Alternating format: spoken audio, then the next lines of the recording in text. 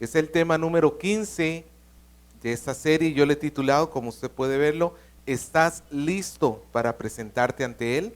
Y vamos a leer Éxodo 19, del 9 al 25.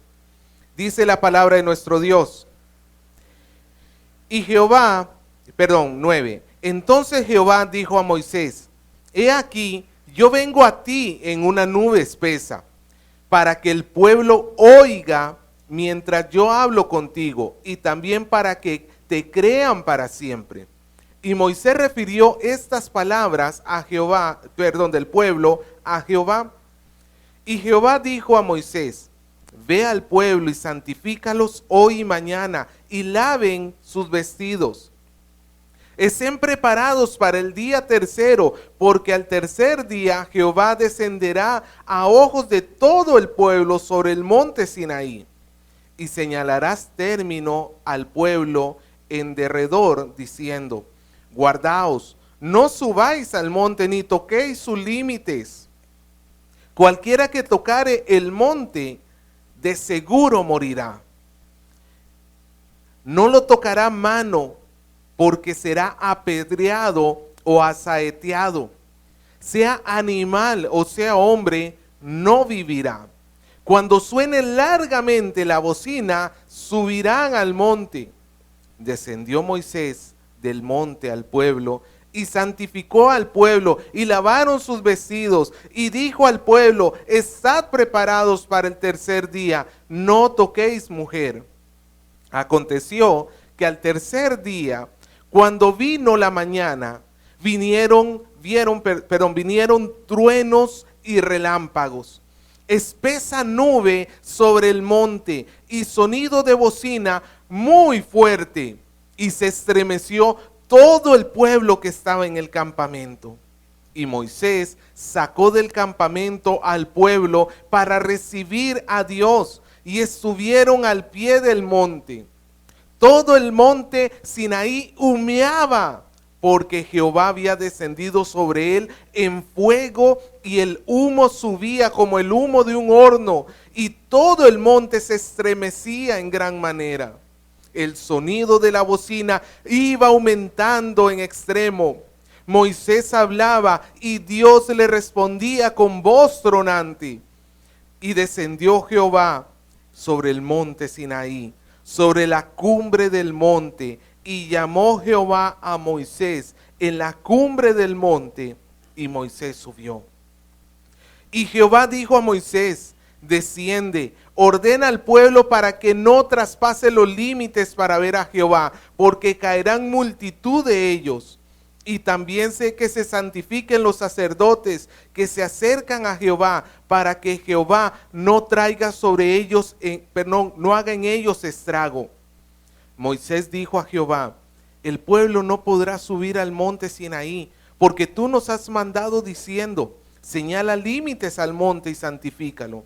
Y Jehová le dijo: Ve, desciende, y subirás tú y Aarón contigo, mas los sacerdotes y el pueblo no traspasen el límite para subir a Jehová, no sea que haga en ellos estrago. Entonces Moisés descendió y se lo dijo al pueblo.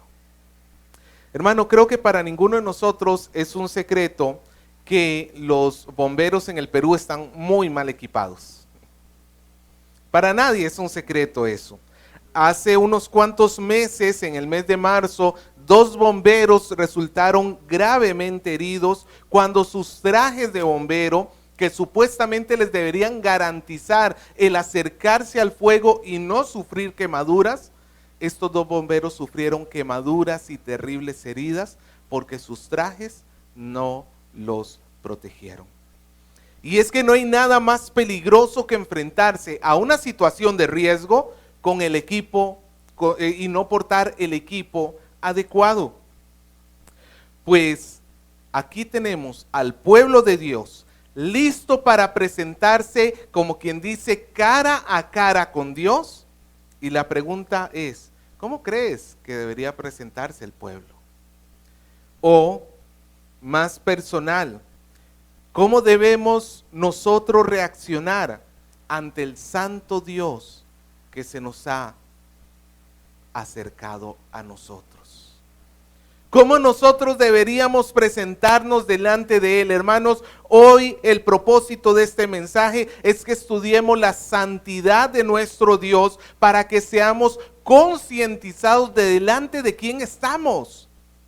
Porque valgan verdades, nuestras vidas demuestran muchas veces que no entendemos delante de quién estamos.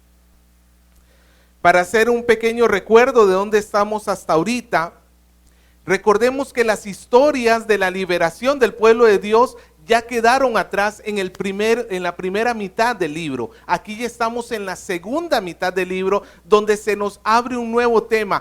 El tema de la primera mitad era la liberación, la salvación del pueblo de Israel. Esta segunda mitad, su gran tema será la comunión de Dios con el pueblo de Israel. Porque a final de cuentas ese es el propósito por el cual el Señor ha liberado a Israel, para entrar en comunión con Él.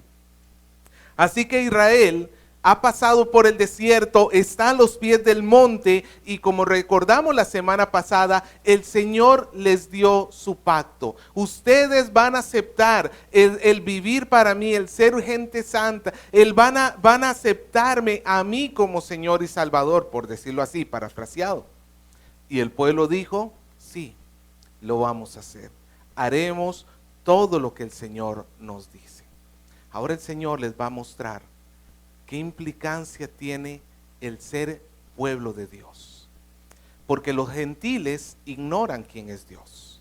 Pero si hay alguien que debe estar consciente de quién es Dios, es su pueblo. ¿Quién conoce mejor al papá? Sino el hijo. De repente tú tienes algún amigo que alguna vez dijo de tu papá, uy, tu papá es así o tu papá es asá. Y de repente tú sabías que ese no era tu papá. Porque tú lo conoces mejor que nadie. Pues nosotros debemos conocer mejor a Dios. Vamos a ver nuestro primer punto. Dios exige santidad a su pueblo. Dios exige santidad a su pueblo. Dios ya se había manifestado a su pueblo en los meses pasados. Habíamos visto las plagas, hemos visto la separación de las aguas para el cruce del mar, habíamos visto cómo el Señor transformó el agua amarga en dulce, cómo les ha dado maná. Todas estas son manifestaciones del poder de Dios. Pero ahora Dios se va a manifestar en persona hacia el pueblo. El pueblo ha sido llamado a ser un reino de sacerdotes y gente santa. Y por tanto Dios se va a manifestar a ellos como nunca antes se había mostrado, para que el pueblo crea y viva para Él. Lo tenemos en el versículo 9. El Señor le dice a Moisés, he aquí, yo vengo a ti en una nube espesa, para que el pueblo oiga mientras yo hablo contigo y para que te crean para siempre. Mira, hermano, la fe y la santidad van juntos. Dios estaba manifestando su santidad para que el pueblo tuviera fe, porque es necesario que para que el pueblo viva en santidad, tiene que tener fe. La santidad es consecuencia verdaderamente de la fe. Y cuando hablamos de santidad, no vayas a estar pensando que estamos hablando aquí de un tipo de ascetismo. ¿Qué es el ascetismo? ¿Qué es ser un asceta? Es ser de este tipo de personas que piensan que por medio de sus obras va a poder llegar a ser santo. ¿Usted ha visto esta gente que se flagela a sí mismo? Que se va golpeando a sí mismo en la espalda hasta que le salga sangre y quede al rojo vivo su espalda. Eso lo hacen buscando ser santos. Ellos creen que haciendo eso están santificando el cuerpo. Pues no estamos hablando de ese tipo de santidad acá, de ser un asceta. Tampoco estamos hablando de un tipo bíblico de santidad que todo creyente experimenta, que es llegar a Cristo. Cuando nosotros llegamos a Cristo, dejamos de pertenecer al mundo para pertenecerle a Dios. Entonces el Señor nos da una categoría de santos. Todo creyente es santo. Pero no es esa la santidad a la cual nos estamos refiriendo acá. La santidad a la cual nos hacemos referencia acá es a este proceso que tiene que ver con el día a día, con la forma como tú vives todos los días, las decisiones que tomas, la forma como piensas, las palabras que dices, las acciones que haces y aún lo que no haces. Tiene que ver con este vivir, con este estilo de vida que en el caso del pueblo de Dios tiene que ser santo, porque está buscando vivir para agradarle a aquel que le ha salvado. Y para esto se necesita fe. Yo tengo que creer en Dios y confiar en Dios para que yo pueda vivir como Dios quiere que yo viva. El pecado es justamente la manifestación de la falta de fe. Un cristiano que está pecando en algún área es un cristiano que no está teniendo la fe suficiente para creer en Dios en esa área en particular. El pecado, a final de cuentas, es el deseo de declarar algo bueno o malo según nuestro propio pensamiento y no según el pensamiento de Dios. Es decir, yo creo que, por decirlo, una mentira blanca es buena en ocasiones. Cuando la palabra de Dios me dice, ¿qué me dice sobre la mentira? Que no mintamos, el mandamiento, no daréis falso testimonio, no importa la circunstancia, no importa la situación, no debemos dar falso testimonio. Pero yo digo, no, pero es que en ocasiones es útil. Tú quieres plantear lo que es bueno en oposición a lo que Dios ha dicho. Tú confías más en tu propio pensamiento de lo que confías en Dios. El confiar en Dios es contrario a nuestra naturaleza caída. Solamente por el acto regenerador de Dios, nosotros podemos llegar a confiar en Él hasta el punto de obedecerle. Solamente a través de Él. Dios se ha manifestado a nosotros. Y se ha manifestado como lo hizo al pueblo de Israel y hasta más. ¿Cómo se le manifestó al pueblo de Israel? A través de prodigios, a través de señales, pero ahora ellos tienen un encuentro cara a cara con Dios. Y entonces este encuentro cara a cara, lo que Dios está haciendo es fortalecer la fe de su pueblo. Hermano, el Señor se ha encontrado con nosotros, no en una montaña, no lo hemos encontrado en medio del desierto. ¿Sabe dónde nosotros hemos encontrado al Señor? ¿Cómo nos hemos encontrado con Él? En Cristo Jesús. Cristo Jesús es Dios manifestado a los hombres. ¿Se acuerda? Emmanuel, que significa Dios con nosotros. Es Cristo Jesús la imagen visible de Dios. Él es la última revelación, la revelación plena del Padre. Como dijo Jesús, quien lo ha visto a Él, ha visto al Padre.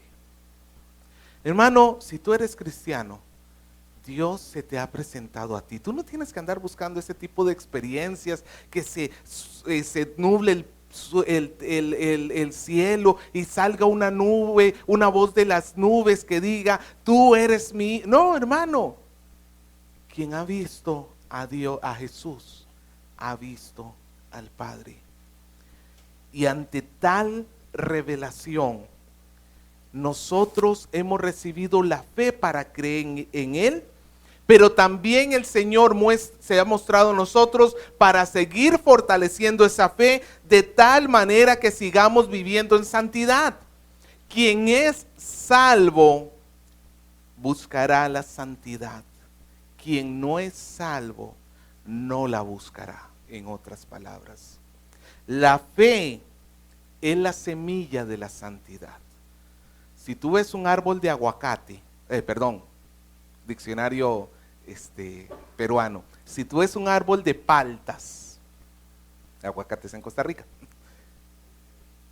obviamente, en Venezuela también, obviamente tú entiendes que antes de que existiera ese árbol de palta allí, primero tuvo que existir una semilla de palta. Tú no puedes de ninguna manera llegar a tener un árbol de palta a menos que tengas una semilla de palta. ¿Es sencillo o no la lógica? Es lo mismo, una vida para que tenga santidad verdadera, ¿qué necesita? Fe. Y si no hay fe, no hay santidad. Si yo veo en mi vida que no existe la santidad, por más que yo me llame cristiano, tengo que llegar a la conclusión de que no lo soy. Estoy careciendo de fe o estoy terriblemente débil en la fe. Me he descuidado. Hermano, la santidad requiere un esfuerzo de tu parte. Tú tienes que esforzarte por conocer y por creer, y vas a tener que esforzarte por luchar contra el pecado en tu corazón. Todos tenemos áreas débiles. Tienes que estar consciente de esas. ¿En qué áreas es donde usualmente tú tropiezas con el Señor? Tienes que también aprender a evitar las situaciones que te llevan a la tentación, a caer en esas áreas débiles. De repente es un amigo, de repente es, no sé, ver televisión a ciertas horas o estar en internet a ciertas horas solo. No te pongas en situaciones donde tú sabes que eso va a terminar en caída. Debes aprender también a escoger quiénes van a ser las personas que son tus amigos, porque nuestro comportamiento es influenciado por los amigos. Malos amigos nos van a llevar de una u otra manera a tener una vida más torcida, menos santa. Especialmente a los jóvenes, tienen que aprender a escoger muy bien sus amigos, porque esos van a influenciarte. Dios te va a hacer responsable a ti, pero ellos van a influenciar sobre lo que tú piensas. Y también tienes que aprender a que la fe viene por el oír, y el oír la palabra de Dios. Si tú te encuentras que no estás caminando en santidad, tienes que fortalecer la fe, y la mejor forma de fortalecer la fe, oración y palabra. Palabra tú solo en tu estudio diario, pero también palabra en los estudios que hacemos como congregación. Oración tú solo en tu vida diaria, pero también oración comunitaria con la iglesia. Esas son cosas que van a fortalecer nuestra fe, porque el Señor demanda santidad, pero esta santidad proviene de la fe. Pero también podemos decir que esta santidad no solamente proviene de la fe, sino que se tiene que manifestar en nuestra vida externamente. Mira lo que dice el versículo 10, 11, 14 y 15. El Señor le dijo a Moisés: ve al pueblo y santifícalos hoy y mañana, y laven sus vestidos, y estén preparados para el tercer día, porque al tercer día Jehová descenderá a ojos de todo el pueblo sobre el monte Sinaí. Versículo 14 y 15. Y descendió Moisés del monte al pueblo y santificó al pueblo, y lavaron sus vestidos. Y dijo al pueblo: estad preparados para el tercer día, no toquéis mujer. ¿Cómo nosotros vamos a evaluar algo tan íntimo como la santidad? Porque la santidad es en sí mismo una actitud del corazón. Es una actitud de tratar de agradarle a Dios. ¿Cómo puede quedar en evidencia si de verdad somos o no somos santos? A través de las obras. El Señor les había dicho: sean santos, tienen que santificarse, y les dio por lo menos dos tareas que hacer. No se nos dice cuánto más Moisés le dijo al pueblo. Eso no es aquí en pregunta, no está aquí en discusión, porque en todo caso lo que haya sido era con un carácter temporal para esa situación en particular. Pero Moisés rescata dos cosas: laven sus vestidos y no toquen mujer. Ahora, ¿qué quiere decir todo esto?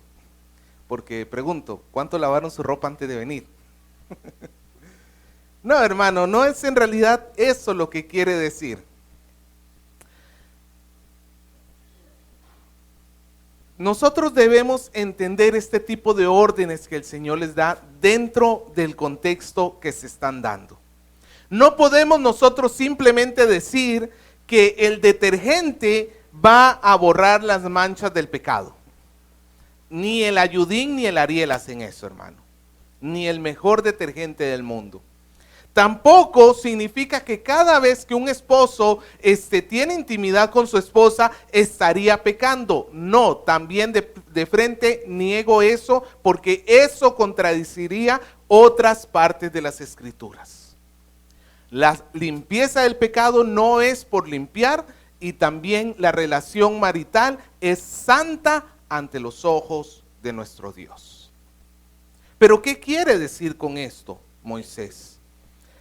Lo que Dios le está marcando al pueblo es que el pueblo debe santificarse siguiendo la palabra de Dios. En otras palabras, ustedes no se van a santificar como ustedes piensan que tienen que vivir santos. Ustedes se van a santificar escuchando y obedeciendo a lo que Dios dice. Si Dios mandaba lavar vestidos, ¿qué había que hacer? Lavar vestidos. En otras palabras, no lo hagas a tu forma, hazlo a la manera de Dios. Esto involucra entonces una obediencia y un deseo de renunciar incondicionalmente. Comencemos con los vestidos. Los vestidos muchas veces en las Escrituras son utilizados para hablar sobre la actitud interna del corazón. En Efesios tenemos las ropas viejas y las ropas nuevas, hablando sobre ese cambio de corazón que tiene el hombre. Cuando vive en pecado, sus ropas son viejas. Cuando llega a Cristo, el Señor le ha dado ropas nuevas, y el creyente debe vestir continuamente de esas ropas nuevas. Básicamente, cuando un israelita, después de escuchar esta orden, bajaba al río y comenzaba a lavar sus ropas, lo que estaba demostrando delante de Dios es ese deseo de ser santo. Señor, yo quiero ser santo, yo quiero ser santo. Ese corazón que anhelaba la santidad queda manifestado por una acción física.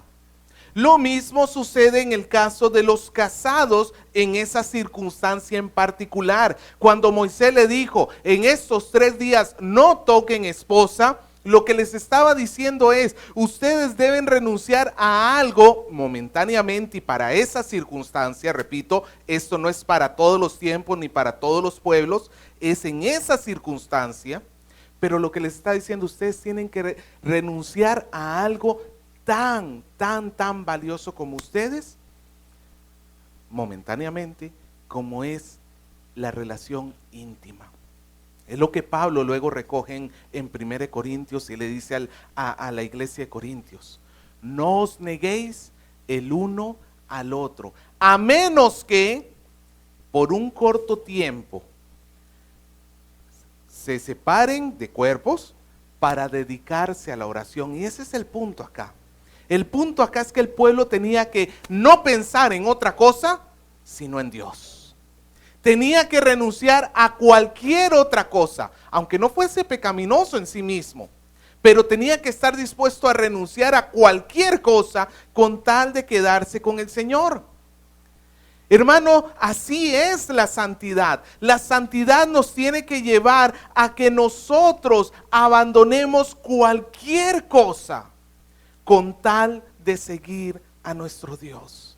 El Señor Jesús dijo que aquel que no ama más a Dios de lo que ama a sus padres, a su madre, a su padre, a sus hijos, a su esposa, a sus bienes, a todo lo que tiene, no puede llegar a ser su discípulo. ¿Sabes por qué? Porque la santidad va a exigir que nosotros aprendamos a decirle no a muchas cosas que en sí mismo puede ser que no sean pecaminosas, pero nos pueden llevar a distraernos del propósito de Dios. Te pongo un ejemplo. ¿Internet es malo? No, en sí mismo. Es una herramienta que puede ser usada tanto para el bien como para el mal. No digo que en internet no haya nada malo, no, hay muchas cosas malas que ver, pero también hay muchas cosas buenas. Depende de quién. Depende de la persona que ve. Pues internet es, llamémoslo así, es neutro. Que un cristiano use internet, ¿está pecando? No, si no está haciendo nada incorrecto. Pero pregunto, ¿cuántas veces internet se vuelve un obstáculo para nuestra vida devocional? Estamos ahí orando en la casa y de repente, ¡tirín! Celular. Dejamos de orar para atender el celular. Y estamos leyendo la Biblia y de repente, ¡tirín! Celular. Y estamos en el culto escuchando la palabra y de repente, ¡tirín! Nos desconectamos para... No, hermano, no se desconecte de la palabra, desconéctese del celular, por favor. Me dejo entender. Tú, para vivir santamente, vas a necesitar renunciar a cosas que te están distrayendo de Dios. Te están distrayendo de Dios. Aunque no sean necesariamente malas. Necesitas renunciar a eso. Nadie puede ser santo de una manera pasiva. Eso es lo que queda aquí reflejado. El santo lo demuestra a través de sus obras. Pero la santidad no solamente proviene de la fe y se manifiesta en las obras.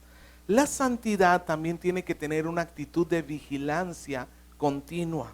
Versículos 12 y 13. Mira lo que dice. Señalarás el término al pueblo en derredor, diciendo, guardaos, no subáis al monte ni toquéis sus límites. Cualquiera que tocare el monte de seguro morirá. No lo tocará mano, porque será apedreado o asaeteado. Sea animal o sea hombre, no vivirá. Cuando suene largamente la bocina, subirán al monte. Dios le había dicho a Moisés, ¿sabes qué, Moisés? Alrededor de este monte me vas a poner un cerco. Y nadie que se le ocurra pasarse de ese cerco. Porque si se pasa, ¿qué va a suceder? Ok. El pueblo no solamente debía lavar sus vestidos, no solamente debía de cuidar, no tocar a su esposa, sino que también incluía la santidad, tener esta actitud de estar vigilantes todo el tiempo. Estos límites que Dios le manda a poner al monte, es por cuestión de la santidad de Dios. ¿Quién está en el monte? Está Dios, la presencia de Dios está allí. ¿Y la presencia de Dios es buena o es mala? Es buena. ¿Sabe dónde está el problema? El problema estaba en el pueblo, el problema está en nosotros. Es como el sol, viendo el sol desde la tierra, ¿el sol es bueno o es malo? Es bueno, nos da la vida, nos da calor, si no existiera el sol no pudiera haber vida en esta tierra. Pero ¿qué pasa si tú tomas una nave espacial y te vas dirigiendo hacia el sol? Va a llegar el punto donde aquello que era bueno para ti a cierta distancia, te fulmina. Es lo mismo que sucede con Dios y con los hombres. Dios es santo, pero el pueblo tenía que estar lo suficientemente lejos de él. Ahora, imagínate las implicaciones de esto. Si tú eres padre de familia en el pueblo y tienes un hijo hiperactivo de esos que le encanta salir al campo y jugar y regresar y anda por todo lado, ¿no estarías tú pensando, ¿y qué tal si mi hijo en esas que anda jugando se pasa el límite? O eres un pastor y de repente por tu descuido una de tus ovejas se pasa el límite. ¿Qué le hubiera pasado a esa oveja? Muere. Hermano, ten en cuenta que la santidad incluye una actitud de vigilancia, de estar alerta, no solamente hacia ti, sino hacia los tuyos. ¿Tú sabes lo que hacen tus hijos en internet? Claro, es más fácil para que tus hijos no estén aburridos, de repente tienen mucho trabajo y no necesitas interrupciones, o de repente necesitas salir a trabajar, y es más fácil darles un celular, una tableta, ponerles la computadora, usa internet y ahí lo dejamos. Suponiendo que nuestros hijos van a entrar solamente a buenas páginas. Hermano, ¿te das cuenta que esa es una actitud bastante irresponsable de tu parte? ¿Te das cuenta que no solamente es que tu hijo puede buscar, sino que internet, la maldad te busca a ti, por decirlo así? Te salen anuncios con contenido inapropiado, o viendo videos en YouTube. Pues, ¿qué le están diciendo a tu hijo? No, es que está observando a esa youtuber que es tan famosa, pero ¿qué está aprendiendo de ella? Es que tiene 6 millones de seguidores. ¿Y qué? ¿Tienes tan siquiera idea? Al darle el celular a tu hijo, ¿no estarás más bien tú empujándolo para que se brinque esa cerca? ¿No estarás tú más bien facilitando las cosas para que tu hijo brinque el límite puesto por Dios? En lugar de estar cuidando, ¿no estaremos siendo nosotros los que ponemos el tropiezo? ¿No será que estamos fallando en esa actitud de vigilancia? Hermano, nosotros tenemos que ser muy serios. Habla con tus hijos seriamente sobre los riesgos de internet. Habla con tus hijos seriamente sobre los riesgos de andar hablando con personas que tú no conoces, de estarles haciendo amistad con ellos cuando ni siquiera lo puedes ver. Supervisa lo que tus hijos hacen en internet. Hay programas donde al padre le pasa una lista completa de toda la actividad que ha tenido su hijo en internet. Qué videos vio, en qué programas estuvo, todo lo que hizo. No, es que pobrecito, hay que darle libertad. No, hermano, tú tienes que cuidarlo. Tú tienes que cuidarlo. Tu hijo todavía está inmaduro y todavía no sabe diferenciar entre lo bueno y lo malo. Aunque sea un preadolescente, no sabe diferenciarlo. Tienes que cuidarlo. Pon límites claros, pero mantén un canal de comunicación abierto para con tu hijo. Ahora, hermano, quiero tomar el tiempo que me queda en este mensaje para ir a mi segundo punto. Ya vimos que el Señor exige una santidad, pero hay algo más. Dios exige una santidad, pero perfecta. Y aquí quiero llevarte por un momento a la escena del relato. Acompáñame conmigo al versículo 16. Y quiero que uses tu imaginación mientras leo esta porción.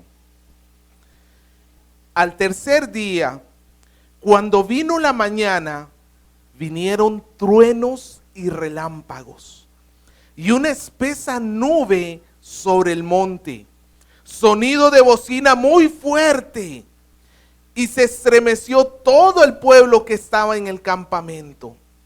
Moisés sacó del campamento al pueblo para recibir a Dios, y se detuvieron al pie del monte.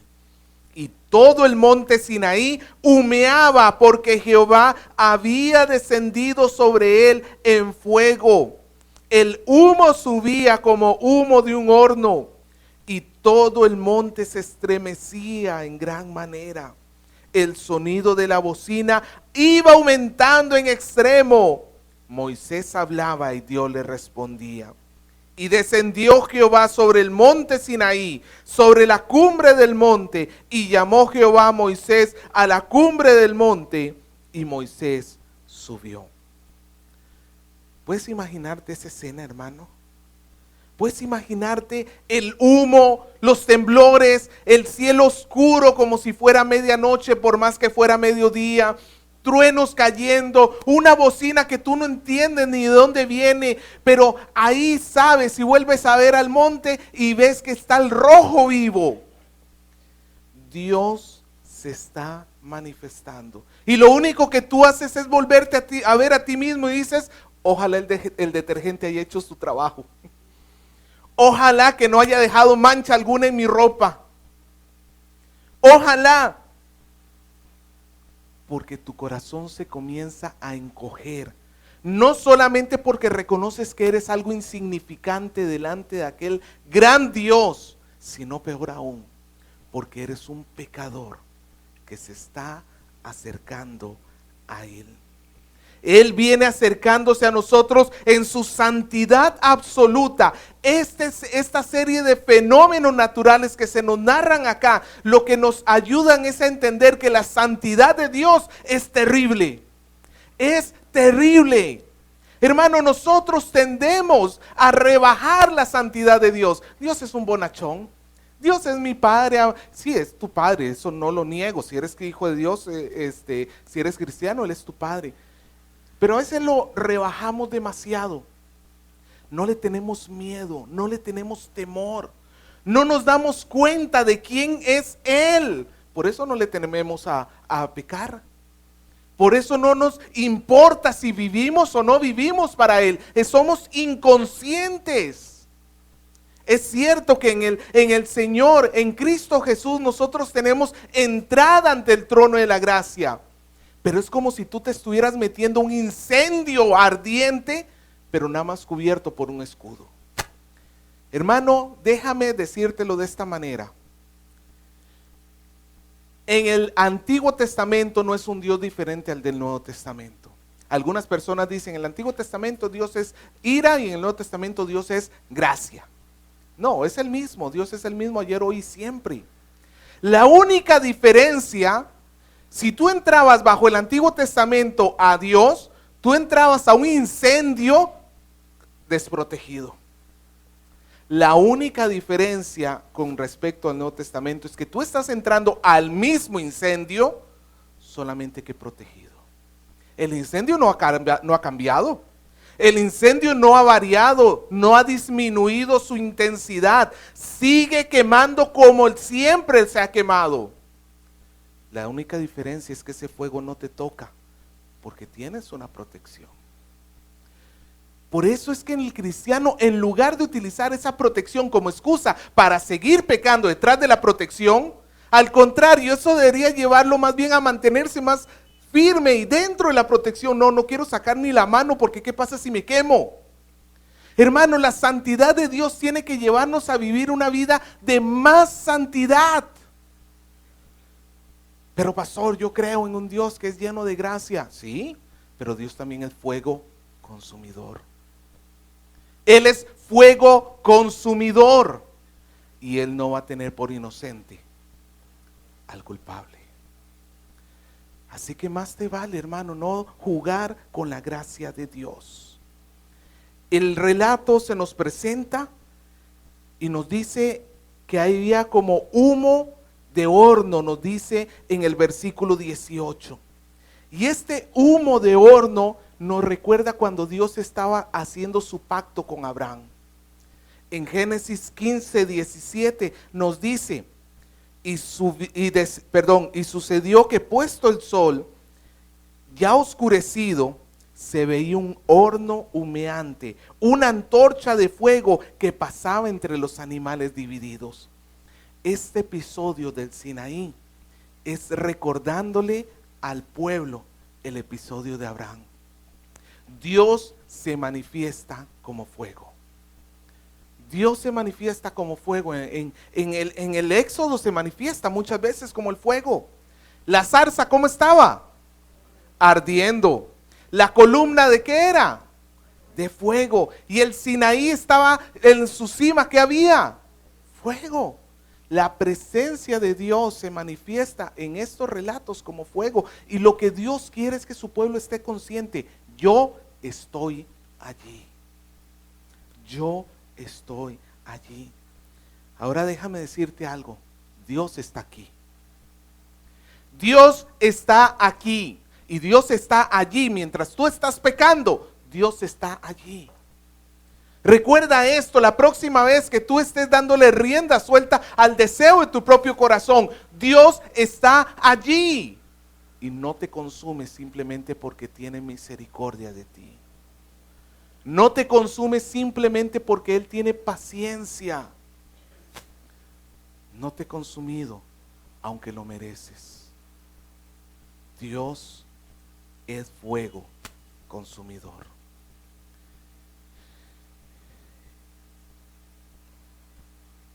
Y te tengo una peor noticia. El pueblo no alcanza su santidad. 3 días, dijo el Señor. Prepárense en 3 días. Imagínate, tú eres parte del pueblo de Israel, escuchas esta instrucción, pasa los 3 días con cuidado, lavando tus vestidos, haciendo todo lo que se te dijo. Y al tercer día vas a presentarte delante de Dios y Dios dice que no suban. Pero Señor, yo he estado preparándome 3 días. Eso no es suficiente. Pero Señor, mira que yo no. Eso no es suficiente. Porque no solamente, hermanos, es un acto lo que santifica al hombre. Es que el hombre vive en una vida de pecado. El hombre vive en una vida de pecado completo. Nosotros estamos insuficientes de alcanzar la gloria de Dios. Por cuanto todos pecaron y están destituidos. Eso lo que quiere decir es, si es como, ¿tú has visto las montañas rusas? Cuando ponen un anuncio y te dicen tienes que tener esta altura para subirte. Ninguno de nosotros llega a esa altura. Todos quedamos insuficientes. Es como si Dios tuviera una regla en el cielo. Sale San Pedro así. Tienes que tener esta altura para entrar al cielo. Pero tú siempre vas a llegar a menos. Es insuficiente. Es insuficiente. El pueblo no puede entrar. Hermano, no sé si logras entender esta situación caótica. Está el santo Dios. Has estado 3 días santificándote y no alcanza. No sirve. Ni la camiseta más limpia, ni el polo más perfecto logra entrar delante de Dios. Ellos no alcanzan su gloria porque son pecadores. Son pecadores como tú y como yo, que han violado la ley de Dios. Dios por misericordia les pone límite. No van a pasar de acá. No van a pasar de acá. Porque si pasan, morirán. La misma santidad de Dios lo va a hacer. Pero, aunque tenemos esta nota desesperanzadora, tenemos una nota también de esperanza. Porque sí entraron por lo menos 2 personas. ¿Quiénes fueron? Moisés y Aarón. Es que ellos eran perfectos. No, Moisés y Aarón eran tan pecadores como tú y como yo. ¿Cuál fue la única diferencia? Que Dios estaba efectuando su plan para reconciliarlos. Y para hacerlo en su paciencia, pasó por alto los pecados de Moisés y de Aarón, sabiendo que ellos iban a presentar un sacrificio más adelante por sus pecados y que ese sacrificio apuntaba a Cristo. Y es que a final de cuentas a eso es a lo que quiero llevar. Hay una nota esperanzadora, no porque Moisés y Aarón entraron, sino porque Dios está haciendo algo para que tú sí alcances la gloria de Dios. Hermanos, imagínate, es como si tú fueras el hermanito pequeño que está tratando de alcanzar algo y no llega, y por más que intentas, brincas, saltas y no llegas, no alcanzas. Pero de repente viene tu hermano mayor, te levanta y te sube. Tú has visto cómo hacen los hermanitos, ¿no? Lo agarra así y lo sube. Y de repente tú ya alcanzas aquello que no podías alcanzar. Hay un hermano mayor que ha venido a subirnos para que nosotros alcancemos lo que no alcanzábamos. Cristo Jesús.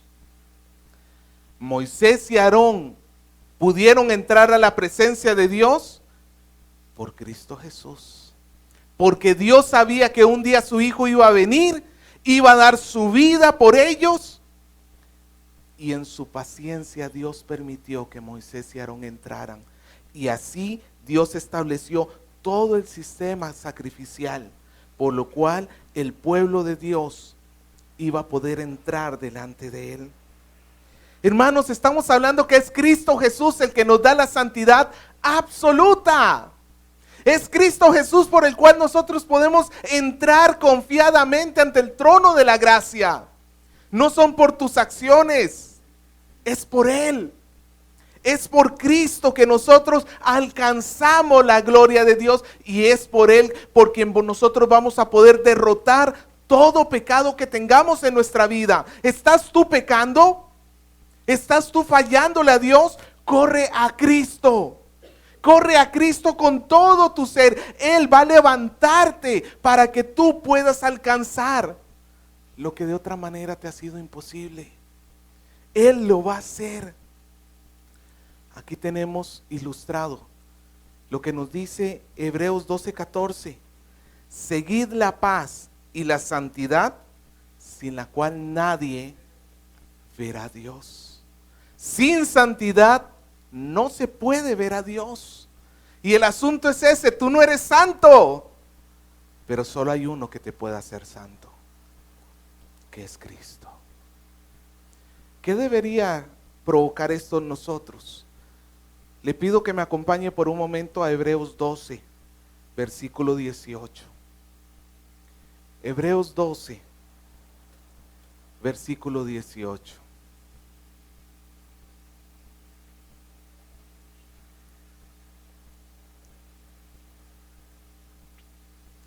Escucha cómo el escritor de Hebreos aplica la misma historia que hemos leído, pero la aplica en el Nuevo Testamento. 12:18 dice: porque no os habéis acercado al monte, hablando del monte Sinaí, no os habéis acercado al monte que se podía palpar, un monte físico y verdadero, que ardía en fuego, y la oscuridad, a las tinieblas y a la tempestad. Ustedes no se han acercado a eso. Al sonido de la trompeta y a la voz que habla, la cual los que la oyeron rogaron que no les hablase más, porque no podían soportar lo que se ordenaba.